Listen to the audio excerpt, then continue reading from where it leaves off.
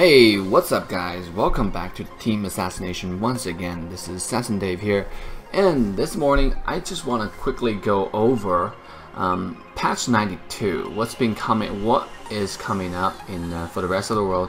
The event server has already been updated, and sure enough, the Karina skin, the Starlight membership skin is already available to see in the event server. But more than that, you wouldn't believe some of the changes coming up for some mages, and one or a special ADC that has a special place in your heart.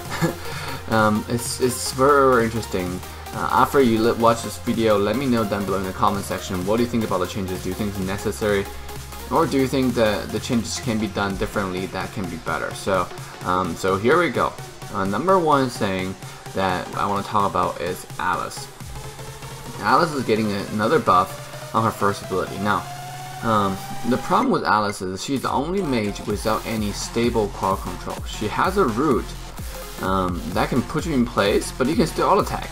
With that being said, it means like Alice really have to have someone else who can put people in place that should not be able to attack her. Because the thing is, her lifesteal is okay, but then now with what's been changed, if she come floating, like teleport next to you and root you in place and try to auto attack or try to use her ultimate to suck some blood, if there are not so many like minion waves around it, she won't get enough HP. Like she will really get enough HP. She'll barely get enough HP to actually balance the amount of HP she's losing from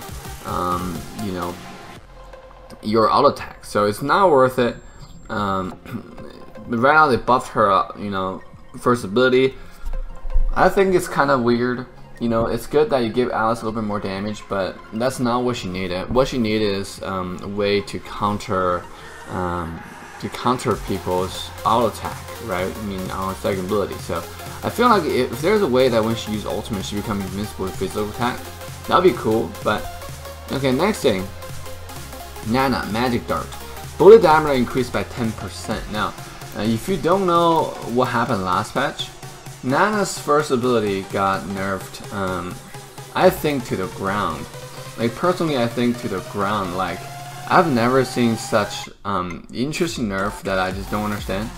Because they nerfed her first ability's range, so it becomes shorter. Like, in my note, I said that's super necessary, and that just tells me that, the developer need to play the game a whole lot more, or at least listen to the pro player a whole lot more to make patch notes.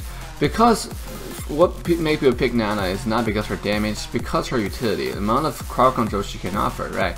The fact that she is annoying to go against in a lane, the fact that she is annoying to deal with in a team fight because she can throw her abilities from far away. Now she's super squishy, so if you nerf her range, she can barely hit her skills now. Now, what they did this patch is they increased the diameter, increased the width of her ability. Now, that's interesting changes. I want to see how that's gonna actually pan out in the actual battle here. Because 10% is definitely noticeable, and I want, just like they changed Ruby's ability range, it looks pretty tiny, but it ended up to being very effective. So I want to see how this actually turn out in real battles. They also increase her damage. Now Kagura, movement speed increased by 5%, HP growth increased from 124 to 134. Sensei, another thing, Sensei and Umbrella Open, this is coming to talk about her skills, right? Her skills generally got another buff. The cooldown reduction got reduced, and stun duration got increased from her second ability. Now, what do you guys think about that? Because they basically increase her more of the crowd control abilities that she offers. And because you reduce the time, meaning you can use her first ability more, the reduce cooldown, right? And then the second ability, when you stun more, because they put half a second like delay after you cast the second ability stun, where you can get away. They put a half second delay on it, meaning that the pro player are having a problem with Kagura. But now they increase the stun duration by 0.1 second. I don't know how I feel about that increase. If it's noticeable, if it's not, I mean, I don't know. But shield increased from 1.3 to 1.8. I don't think that's a shield increase. I think it's the ratio of the shield that's increased. Now that's really her passive, so it's not, you know, it's Yin Yang Gathering, right? You know, so her passive, a little bit more shield, meaning like you can trade better in lane, I suppose. You can use your umbrella and go walk to the umbrella, pick it up, and get a bigger shield. So, and it's a huge increase. It's not like a small increase by the ratio wise. It's like 50% increase, right? That's insane on the AP ratio. So I want to see if I want to play Kagura again after this patch. We'll see. Next thing is one of the, you know, most important thing I want to point out. Miya attack speed growth has been adjusted from 3 to 2.65%. That's if you think about it, 30 to 10%, more than 10% nerf on the attack speed growth. Okay, now that's, if you think about the percentage of the nerf, that's actually a decent amount of nerf. Now, Miya was recently picked up a whole lot more because of the new battle spell, Inspire. Right, Inspire got a buff. Not Inspire got a buff. Inspire got changed from the original battle spell, and now people pick Miya all the time. And Miya, obviously, the attack speed changes where she can stack attack speed a whole lot faster.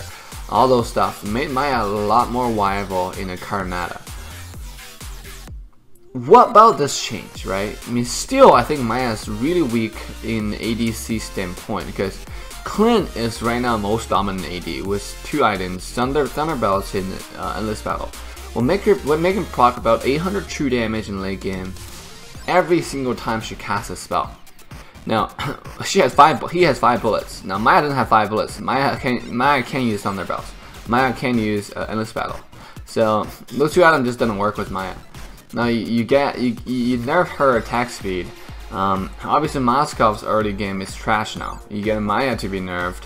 Who else is available? Layla is always there, right? Layla is always situational. Bruno is always strong. So it's gonna put Miya a little bit behind. So just rest in peace, Miya, because no one's gonna pick you anymore. How I feel about that.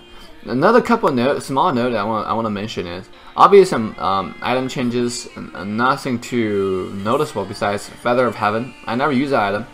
You know, obviously magic damage increase, magic power increase from, or magic ability, or AP, whatever you want to call it, 40 to 65. And the price trade-off is, it's now 1810, but it's going to change to 2230. Now it's going to make me less likely to buy it. I still don't know which item will use Feather of Heaven, to be honest, because it gives you attack speed. I mean, I think the only champion might be able to use is Karina, but I have much better build with Karina. I like to go with burst build just with my abilities. I don't really like just going there and auto attack people because there's not too much situation for assassin to just go in auto attack except for Natalia, right? Another interesting thing, they took away the cooldown reduction for Winter Truncheon and Disaster Truncheon. There are no more cooldown reduction for the 2 items. Just bad, right? Right now you already make cooldown reduction so hard to obtain for, you know, to took away the cooldown reduction, 10% reduction from Fleeting Time, to take away 10% reduction from the Blowout Axe. And this is a mage item nerf, okay? Winter Truncheon, Disaster Truncheon. Those 2 items are situational. I get them based on the team comp, enemy team comp, obviously. Now they take away the cooldown reduction. It's just heartbroken, right? Heartbroken. So, anyways, next, battleground adjustment. Now, here is the interesting thing. The interesting thing that I really want to point out is the Spiner now grants 50% mana restoration. Now, Spiner, if I don't get this strong, needs a blue buff. So basically, if you kill the blue buff, it's gonna give you 50% mana back. Now that's great, because a lot of, you know, problem people have is the blue buff in Mobile Legends is it doesn't give any mana regen. What it does is it give you, you know, cooldown reduction, and it give you mana cost reduction, where your mana costs a whole lot more, your ability costs a whole lot more. I like the original blue buff from other mobile where it just gave you plain mana regen, right? Because it evens out the mana consumption that you're gonna use. Here, it says the new blue buff will give you 50% mana regen. Now, that's pretty darn cool. that means if I have low mana and I go ahead and kill this darn thing, I will now get 50% mana back. That means I can now go back to lane. Before, if I ran out of mana, I go kill the blue buff, I'm still out of mana, right? But now I'll get 50% mana back, so that's cool. That's cool because no, one trick, the one thing I need to be testing is, does Fanny get 50% of energy back once she killed blue buff? Because then that would be pretty strong, you know, for Fanny. If Fanny ran out of blue, ran out of energy, go kill the blue buff. Next thing I want to talk about is minion attack growth increased by 10%. Minion will become stronger, and stronger now as game progresses. So that means you cannot tank minions as well as you did before. If you have a huge minion wave coming in and you got minion aggro on you, meaning there's no ally minion to you, because in this game there's no something called minion aggro, right? Really, because you auto attack enemy champions, the minion doesn't attack you. No. They lower the first turret, just general stats. Attack damage get decreased, armor get decreased. So how do you feel about that, right? I mean, it's like the first tower is going to be so much easier to take down. The armor decreased by 20, you can now get, obviously, Malefic Roar to give you another 20 armor pen. So you're going to do so much damage to the tower. I think it's a core item that Fanny can pick out, because she is a great tower pusher. With this, she's going to push tower even faster. So let me know, guys. This is it. There are a lot of other stuff coming in patch 92, obviously regarding starter member stuff and also ranked system. They made higher elo ranked players harder to get stars. Okay, the star rising point system got adjusted, where now it's harder to get stars on the bonus star system. So let me know, guys, what do you guys think about the adjustment? What do you guys think about a Miya Nerf, right? What do you guys think about the changes on the mages? And the changing on the items, right? And it just feels like a resting place kind of patch. But with that, guys, don't forget to hit like and subscribe. Once again, every single video that reaches 500 likes, we're gonna do a giveaway, and make sure that you do. So with that, Assassin Dave, peace out.